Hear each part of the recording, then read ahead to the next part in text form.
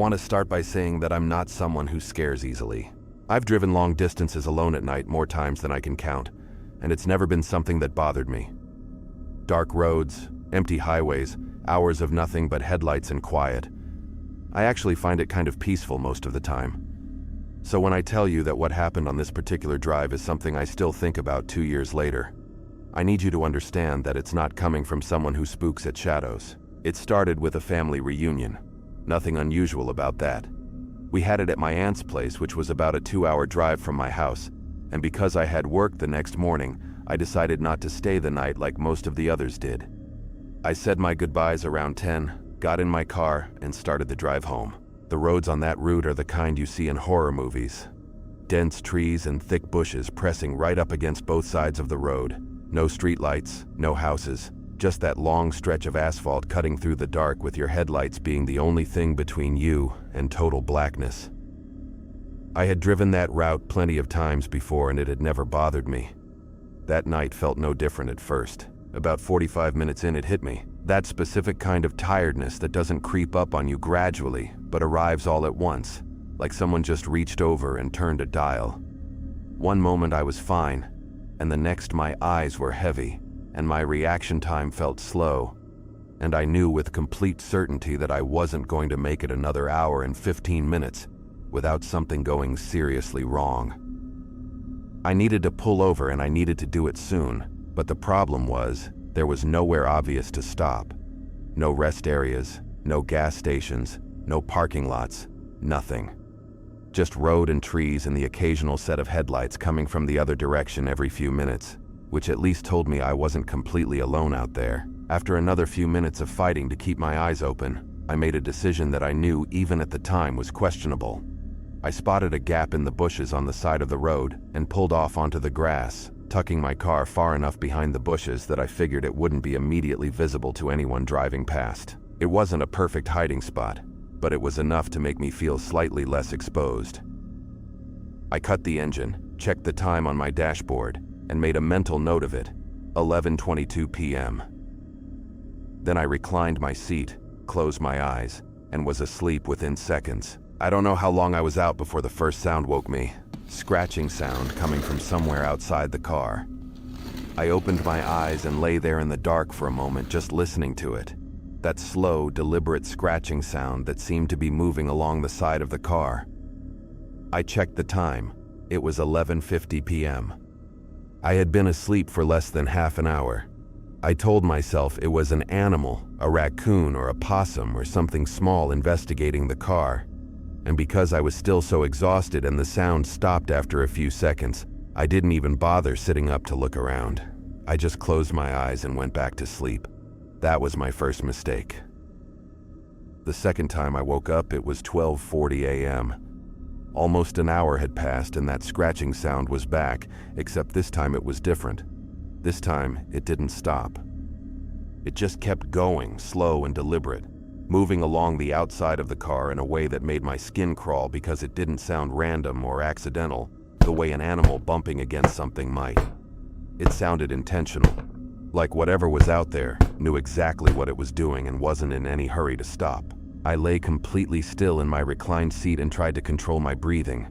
My brain was running through explanations as fast as it could produce them. Animal, just an animal. Raccoons are curious, possums investigate things, deer sometimes come close to parked cars on dark roads at night. There was a perfectly reasonable explanation for this, and I just needed to calm down and think clearly. But then I remembered something. Whatever had made this sound the first time had come back. Nearly an hour later, it had returned to the exact same spot, the exact same car, tucked behind bushes on the side of a dark, empty road at nearly 1 a.m. And that one detail was the thing my brain couldn't explain no matter how hard it tried. Animals don't do that. At least not in any way I could make sense of standing alone in the dark at 12:40 in the morning. I reached up slowly and adjusted my rear-view mirror so I could see out the back window without sitting up. The darkness outside was thick and heavy, and for a long moment, I couldn't make out anything beyond the shapes of the bushes and the faint outline of the tree line further back. And then the scratching stopped. Silence. And then I saw it. Just at the edge of what I could make out in the mirror, something moved. Fast and low, disappearing into the tree line before I had even fully registered what I was looking at. I couldn't tell you what it was. I couldn't tell you if it was an animal or a person or something else entirely.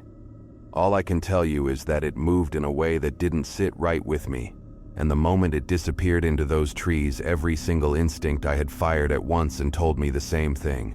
Get out of here, right now. I didn't argue with myself. I sat up, started the engine, pulled back onto the road and drove without looking back once. There was a bend in the road maybe 100 yards ahead of me. I came around it and hit my brakes. There was a car parked on the side of the road with the driver's side door hanging wide open. No lights on inside, no hazards blinking, just sitting there in the dark with the door open like whoever had been driving it had gotten out in a hurry and never came back. I slowed down and looked inside as best I could as I passed it. Empty. Nobody in the driver's seat, nobody in the back, nothing. I looked in my rearview mirror as I passed. Nothing behind me. Just the dark road and the open door of that parked car catching the faint glow of my tail lights. I exhaled slowly and started to accelerate again, telling myself I was fine. I was on the road. I was moving. Almost home. And then a figure came sprinting around the bend behind me. A man, running full speed directly toward my car, arms pumping hard, moving with that kind of desperate urgency you only ever see in someone who is either running toward something or running away from something, and in either case has completely run out of time. I watched him close the distance in my mirror, and before I could even process what I was seeing, he started screaming at me. Hey you, get the fuck out of your car, now." I did not get out of my car. I floored it and I did not look back again. I drove the remaining hour and 15 minutes home without pulling over once, without slowing down for anything, and without taking my eyes off that rear view mirror for more than a few seconds at a time. When I finally pulled into my driveway, I sat in the car for a moment just breathing. Then I went inside, locked every door, and sat in my kitchen with every single light in the house turned on until the sun came up outside my window. I never found out who that man was. I never found out whose car that was parked with the door open on that dark road. I never found out what was scratching the outside of my car twice in the middle of the night and then disappeared into the trees the moment I looked for it. And I never slept on the side of a road again.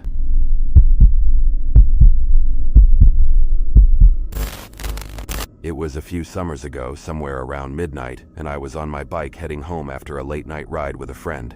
We had been out for a couple of hours, just cruising around the way you do on warm summer nights, when you don't really have anywhere to be and just want to feel the air and move. Nothing planned, nothing specific, just two people on bikes enjoying the fact that the city gets quiet after midnight, and for a little while it feels like it belongs to you. We had taken our usual route through the downtown area, cutting through empty parking lots and riding along the river path that runs behind the old warehouse district.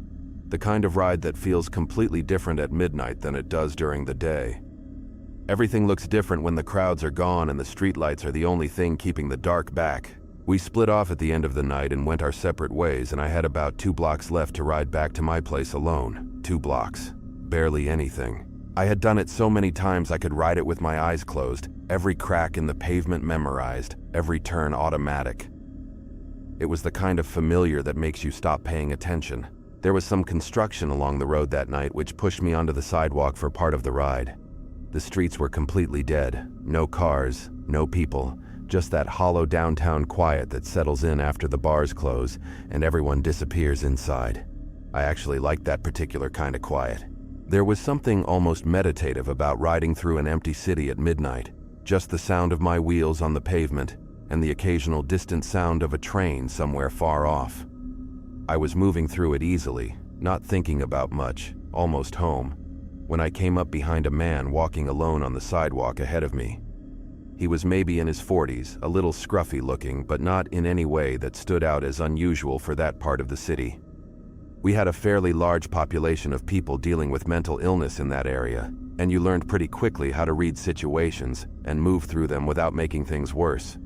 He looked pretty much completely normal for where I was. Just a guy walking alone at midnight, same as plenty of other people I had passed on rides like this before. The sidewalk was narrow though, and I didn't want to startle him by flying past without any warning, so when I got about 6 feet behind him, I slowed down and called out, "Hey, behind you." He turned around and looked at me, and the look on his face stopped me cold. It wasn't confusion or surprise the way most people look when someone comes up behind them unexpectedly on a bike. It was anger. Pure, immediate, disproportionate anger. The kind that doesn't build up gradually but arrives all at once like it had been sitting there waiting for a reason to come out. His eyes were hard, and his jaw was tight, and he stared at me for just a second before I turned left onto my street and kept riding, figuring the best thing I could do was just put some distance between us and not engage. That's when he started following me, not walking after me, not jogging, just raising his voice and directing it down my street after me in a way that cut through the midnight quiet like something physical. He was screaming. Really screaming, the kind of volume that would have woken up anyone with an open window on that block. He was calling me names I won't repeat here, and making it very clear in graphic detail exactly what he intended to do to me. The words were ugly and specific, and loud enough that I could still hear them clearly, even as I put more distance between us. I live right off that corner. My place is literally the second house down from where I turned, and the last thing I wanted was for this man, who was clearly not in a stable state of mind, to figure out exactly which door I was going to disappear behind. So instead of going home, I made a decision. I was going to loop around the block, let him move on, and come back once he was gone. Simple enough plan. Seemed reasonable at the time. I rode the loop, taking my time, giving him enough space to cool down and keep walking. By the time I came back around and turned the corner to look down my street, I was already starting to feel better about the whole thing. It had been maybe 4 or 5 minutes, plenty of time for someone to move on. I looked down the street toward my house and felt my stomach drop completely.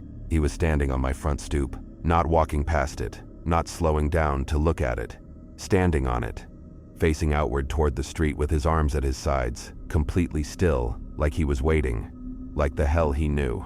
Like somehow in the time it had taken me to loop around the block, this man had walked down my street, identified my house out of all the houses on that block, and positioned himself on my front step like he owned the place. He saw me ride past. I know he did because his head turned to follow me as I went by. But he didn't say anything this time. He didn't scream, didn't move, didn't react at all beyond that slow turn of the head tracking me as I rode past, trying to look like I wasn't completely terrified. I did not stop. I did not go home. I turned at the end of the block and rode straight back to my friend's place and stayed there for the rest of the night. And I texted my mom on the way to let her know what had happened. I never saw that man again after that night. But 2 days later, I went to get my bike from the alleyway beside my house, where I always kept it locked up. It was gone. Whether he took it or it was just a coincidence, I genuinely cannot tell you. But I think about that a lot. The way he was standing on my stoop, facing outward, like he was keeping watch. The way he tracked me with his eyes as I rode past without saying a single word.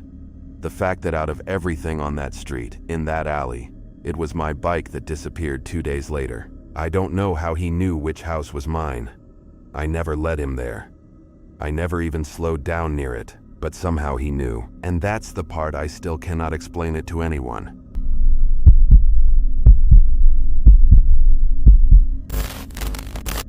Let me tell you about the night I almost didn't make it home. I was driving back from my night shift at the pharmacy. The clock on my dashboard glowed 12:17 as I got on the highway, that same unlit stretch of road everyone around here knows too well. No streetlights, almost no traffic, just thick forest on both sides and the occasional deer that can end your night in a second. That's why I always kept my speed at 50 max. The road curved gently to the left. That's when I saw them. A long row of reflective traffic cones glowing in my headlights.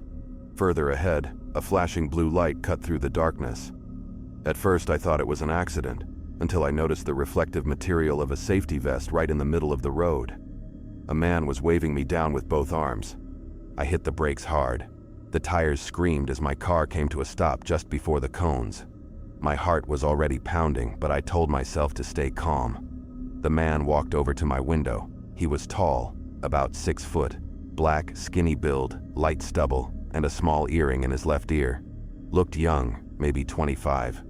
He was wearing what appeared to be a police uniform under the reflective vest. He knocked on my window with his knuckle. I rolled it down. In a low, almost casual voice, he said, License and registration, please. I hesitated. Officer, did I do something wrong? I know I wasn't speeding. He paused, glanced slightly to the left, then back at me. Sir, this is a sobriety checkpoint. Something felt off right away. His voice was too soft, too unsure for a cop running a checkpoint in the middle of nowhere at this hour. Still, I handed over my documents. He took them, then stepped back and said, "Please, step out of the vehicle so we can begin the test." I opened the door and got out. The second I stood next to him, I realized just how much he towered over me. He pulled out a roll of tape from his vest pocket, unspooled it across the road for about 15 feet, and told me to walk it heel to toe with my arms stretched out to the sides. I did it perfectly. No wobble, no mistakes. But the whole time he was right behind me, uncomfortably close, breathing down my neck. When I reached the end of the tape, I finally got a clear look at that flashing blue light. It wasn't on top of a police cruiser. It was just sitting on the hood of an old beat-up sedan. That's when the sinking feeling really hit me. My stomach dropped. I turned around and said, "Can I see your badge?" He just stared at me with this blank, empty look. No expression, no answer. After a long second, he muttered something I couldn't quite make out, then said, "I'll go get it." 1 second. He walked back to his car and bent over inside, pretending to look for something. My instincts were screaming at me now. While he was distracted, I bolted back to my car, slammed the door shut, and twisted the key. The engine roared to life. The fake cop immediately straightened up, turned toward me, and raised a gun in my direction. I didn't think twice. I floored the gas pedal. My car smashed straight through the line of traffic cones, plastic flying everywhere. In the rearview mirror, I saw his headlights flick on. He was coming after me. The old sedan lurched forward, chasing me down that dark, unlit highway. I was already pushing 60, then 70. My hands were shaking on the wheel, but I kept my foot down. There was no way I was letting that guy catch me. Trees blurred past on both sides. Every shadow looked like it was reaching out. I took the very next exit as fast as I could. The second I saw streetlights ahead, I killed my own headlights completely. I drove the rest of the way home like a ghost. No lights, constantly checking my mirrors, heart still hammering in my chest. I made it back safely, but I'll never forget that night. The blank stare, the way too soft voice for a cop, the gun glinting under that flashing blue light, the way he casually walked up like it was just another routine stop. If I hadn't trusted my gut and run when I did, I honestly don't think I'd be here telling you this story right now. Even years later, every time I drive on a dark highway and see cones or flashing lights in the distance, that same cold feeling comes rushing back. I slow down. I get ready to floor it if I have to. Because that man out there, he wasn't a cop. He was something much worse. And the worst part is, I have no idea if he's still out there, waiting for the next person who stops.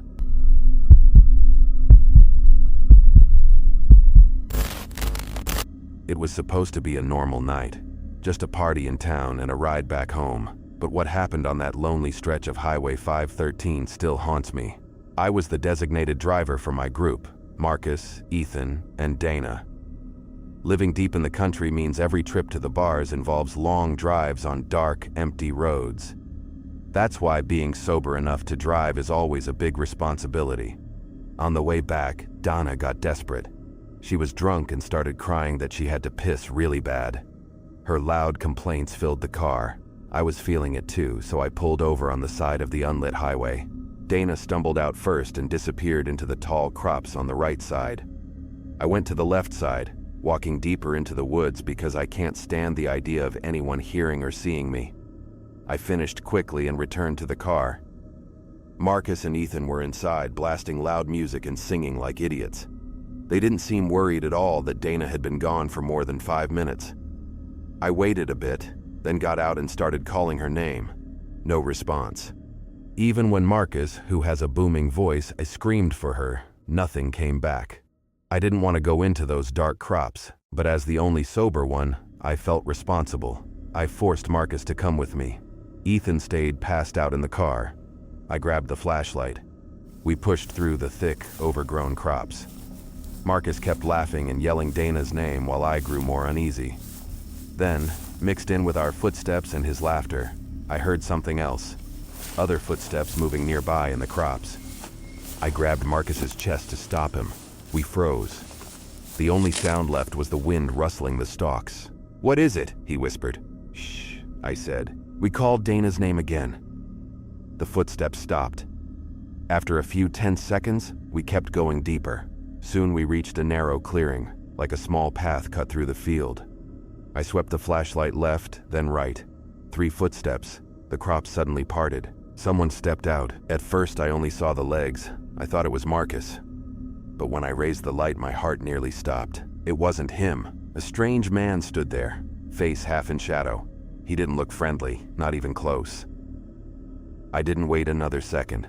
Pure panic took over and I ran like hell back toward the car. Crops slapped against me as I sprinted through the dark. Somehow I made it out in just 10 seconds. Ethan was still passed out. I jumped in and started slamming on the horn, desperately trying to get Marcus and Dana's attention. Finally, Marcus came stumbling out of the crops, dragging Dana behind him. She was completely limp and unconscious.